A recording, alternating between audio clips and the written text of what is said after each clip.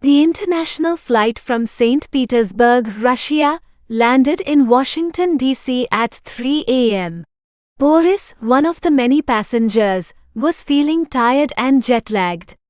The thought of the long procedures ahead, including immigration, baggage claim, and customs, made him feel exhausted. However, he understood that it was mandatory to go through these tiresome procedures before entering American soil. As he walked towards the long immigration queue, Boris saw a signboard with his name, Boris Ivanov. Surprised, Boris waved his hand. Immediately, two people clad in black suits approached him and introduced themselves as Secret Service agents from the White House. They asked for his travel documents. With slight hesitation, Boris handed them over.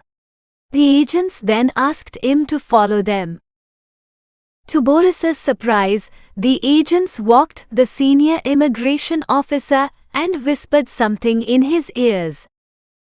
The officer looked at Boris once and nodded his head in agreement with extreme courtesy.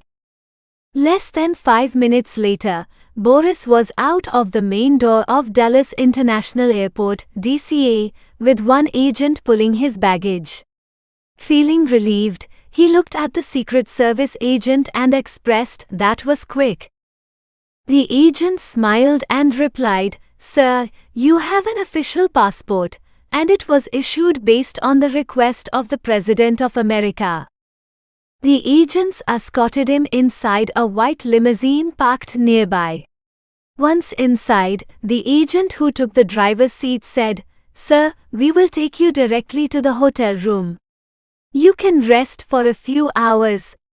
We will escort you to the White House at 9 a.m. for the meeting." Boris nodded and relaxed back on his seat as his first journey on American soil began. As Boris leaned back, he recalled the secret call he had received a day ago.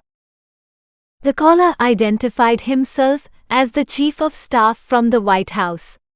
Further, he had briefly informed Boris about the covered project EMIB and his involvement in it as a scientist. Although intrigued at first, Boris knew that this was the opportunity he had been looking for. A year ago, he had made a breakthrough in multiverse travel. However, the Russian government had shown no interest in funding the equipment needed for it. Their focus seemed to be only on military science and nothing else. After much thought, a frustrated idea evolved in his mind.